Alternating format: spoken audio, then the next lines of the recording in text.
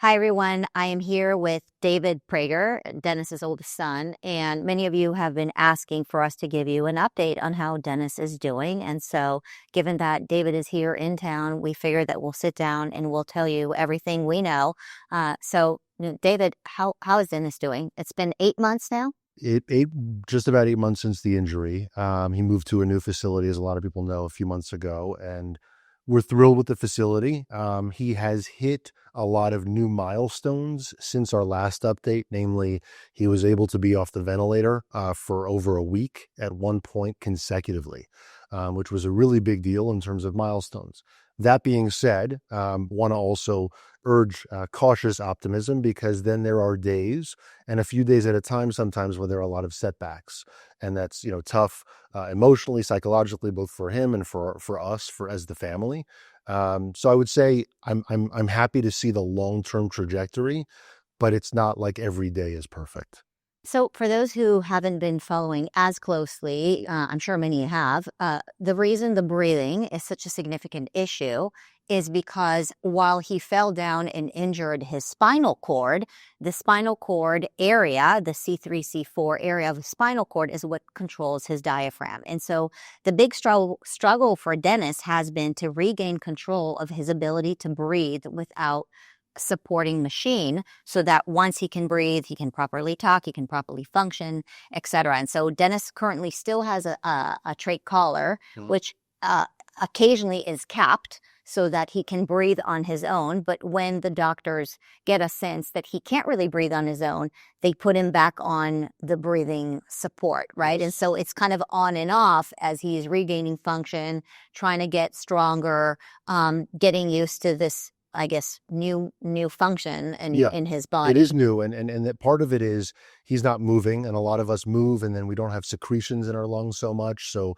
that's much easier for us to clear secretions, and those secretions, if they're not clear right away, can lead to infections, which has happened in the past. So we have to be careful of that, cognizant of that, and also create this balance where he may want to stay off the ventilator, because when he's off the ventilator, typically he can then speak. And what does Dennis Prager like to do more than speak, right? But sometimes the doctors have to come in and say, I know you want to speak. I know you're feeling good right now. We still have to put you back on the ventilator and not speak in order to sort of rest that muscle. I mean, think about not exercising for several months and then all of a sudden, lifting a heavy weight. That's the similar concept with the diaphragm. So the doctors are always talking about this balance, also understanding that when he spends as much time as he spent off the ventilator, that there would then be certain ramifications as a result of that. So again, how do they get him to a point where he's consistently speaking, but not then, sort of paying a price of having to be on the ventilator and have that discomfort which comes with a lot of secretions. So one of the main concerns that we had, especially while Dennis was still here in California, was that he was laying down for many, many days, and that obviously led to bed sores. Many people are familiar with spinal cord injuries being one of the most dangerous things is that the body doesn't move, and that leads to these bed sores. And Dennis has developed those bed sores. And the place that he is in now actually is very good with treating bed sores. And I know that there's been some positive news about the ability of this specific clinic to help him with the bed sores. How is Dennis doing on that front? So the first thing that they had to do was make sure that things didn't get worse, and they're not getting worse. They are improving. Anybody that knows anything about wound care management, I knew nothing 8 months ago, is that they are once they are bad, it takes a very long time for them to heal, and the scariest part of that is the infection, sepsis in the bed, or sepsis, excuse me, in the bed sores. So that could be a real problem. But this place is so good about making sure that he's moved often enough to do so. Again, it's a balance, right? Because if he has to be woken up every 2 hours in the middle of the night, for instance, that impacts his sleeping pattern, which obviously sleep is an important part of health. So, I mean, I do not envy these doctors. They have a serious balancing act on their hands. I will say, again, I like to focus on the positive. I was just there with my older son. You've mentioned it in the past. They've spent a lot of time together talking Torah and philosophy. That's their favorite subjects. And we did a lot of that when we were together for that weekend. So it happened to be a great weekend where it was like, it felt to some extent, even though it was in a hospital, like a Shabbat dinner that we would have with the family. So that was really special, and obviously we hope it continues. How are Dennis's spirits throughout all of this, given that it's been pretty much 8 months of battling this severe injury? They're sort of all over the place. Sometimes they're great, and sometimes not so great. It was fun that he was really passionate about the hockey playoffs. Being from Florida and a Florida Panthers fan, it was fun that he took on that, and we would talk every day during the playoffs. That would be his first topic of conversation. So we're trying to find the next thing that he can enjoy outside of trying to keep up with the news and everything like that. But obviously, that's not always going to put you in a positive mood The hearing what's news, happening in the usually not. news. Yeah. Right. So trying to find the next thing to make him happy. So again, it's a little bit all over the place. A lot of the times he will say to me, "I'm trying to think about with this whole new perspective on life, both physical and emotional. How am I going to share this with my audience?" He's always thinking about how do I convey this to the public. What perspective does he have, in your opinion, or that he's shared with you on life now that he's gone through what he's going through? He says his general philosophy has not changed so much. He never believed that. He said this, that God is involved in the minutia of your life, and terrible, crazy accidents could happen, and that this is what happened. So I don't think much has really changed in terms of his philosophy. Though again, I don't think he has so much. He has time, but things change so quickly at the hospital, whether it be with visitors or be doctors coming in or having to be moved. Has he had enough consistent time to really think Yeah, about it? I don't he's know. he's busy taking care of himself, and that's a Yeah, lot of work. All yeah, the physical therapy and all the other yeah. therapy. And he's sitting in a chair a lot now, which is really fun to see. And he's even getting on the floor and doing some physical therapy on the floor now. So it's fun to see that there is, again, that long-term progress. But again, in the short term, sometimes it does feel like it feels difficult. So Dennis's birthday is coming up, Yep. and usually we invest in PragerU in honor of his birthday. I know this is every year when we ask him, Dennis, what do you want for your birthday? Aside from cigars, you'll say, I want to save America. I want to spread goodness. And so people oftentimes will donate in his name on his birthday. We do have a campaign for Dennis's birthday.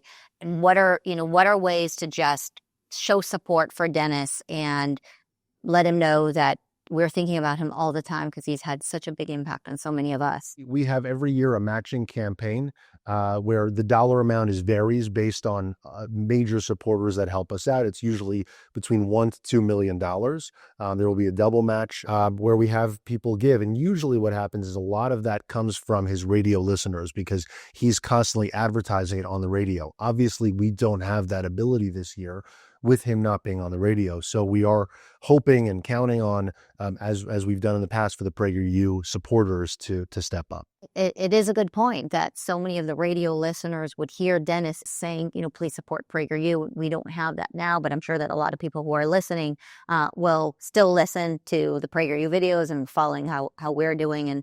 And so hopefully we'll really be able to make up that gap of what we are worried. I mean, speaking of that, people ask me all the time, with Dennis being injured and not at PragerU, at the PragerU offices, not doing the show, how is PragerU being impacted? And, the answer financially is we don't know. It hasn't been a complete year yet. But as David mentioned, the time that people usually listen on the radio and then contribute to the match is very, very significant to us financially. And so this is a great time to step in for us if you're willing and able to. And of course, we always let Dennis know that how we're doing here at PragerU. And then people ask from a content perspective, how PragerU is doing, from a management perspective, how PragerU is doing. I'm assuming people are asking you this question as well. And Yeah, it comes up, and a lot of people who know us intimately, some of our biggest supporters, understand and have understood for a very long time that my dad was not involved in the day-to-day operations of PragerU, and thank God for that. But Marissa is the one running the show, always has, and it's been continuing that way. And I mean, they're always amazed, as am I, about how much is happening at PragerU between the activities with the White House and America 250 and all the other initiatives that are continuing to go on. I mean, from a content perspective, we haven't slowed down. We'll see what the impact of my dad's injury is on our fundraising, but in terms of PragerU, Nothing's stopping. Yeah, I mean, we're actually it's actually bizarre, and I guess God works in different ways, but we're doing more this year than we've ever done in the last 13 years of PragerU's existence. I'm showing here this little baby board book that we have here for ABC America, and this cute little thing, but we have so many things that are going on, so many positive things that we're sharing with young Americans, young at heart Americans, and so our impact is actually greater than ever before, and that we hope that really the financial hit both in the economy as well as Dennis not being on the radio right now fundraising for us is not something that will be felt here internally at PragerU. We believe in all of you. We believe that you'll continue to support us because you believe in the values and the mission and everything that we're doing here. I would say also that there have been no less than a few times where doctors or nurses came into his room and have said that they've been impacted by his work. And really, this is a chance for them to reciprocate for all that he's done for them. And a lot of those people, especially the younger ones, found out about his work through PragerU. So I think if you want to see his work continue and his legacy continue, especially while he's sidelined, the best way is to help elevate our voice. So one thing to do is to participate in our match. If you're willing and able to do so, we have an opportunity where every dollar you give is going to be doubled. And another way to support Dennis in particular is click on the link that we have below where you can wish him a happy birthday because he loves getting those wishes. He really loves feeling connected to all of you. And he is aware of the fact that the seeds that he has planted are still impacting America and people around the world. And so if you want to wish him a happy birthday, we invite you to do so. And I'm sure that you're going to be reading the letters to him along with Sue and everybody Absolutely. else. Yeah. And the one thing he did say, his biggest realization, I should say, is that he said, very classic him to put things succinctly, is he said, I always knew that I was respected, but I didn't know how much I was loved. So yeah, take that definitely in a love. positive way. Well, thank you all for listening in. I know that you've been waiting for quite a while for this update. And I know David and I were talking about this. Sometimes people expect something revolutionary in an update, something completely different in every update. But we're honest with you, that it's a few steps ahead, a few steps back. We don't always have massive, big updates. We're as transparent as it is. There are no secrets, and we're sharing everything with you with Dennis's and the family's permission. And, we're just going to have to keep praying and be patient and realize that we're going to bring to you updates when we can. And the reason we haven't brought you an update in some time now was because we were looking for some big thing to share with you. And we realized ultimately you just want the truth. You want to know how Dennis is doing. And it's as we mentioned, he's doing okay, but he's not fully recovered, and it's gonna take a while. And so thanks for praying and for tuning in, and looking forward to seeing your letters and your love for Dennis. Thank you, everyone.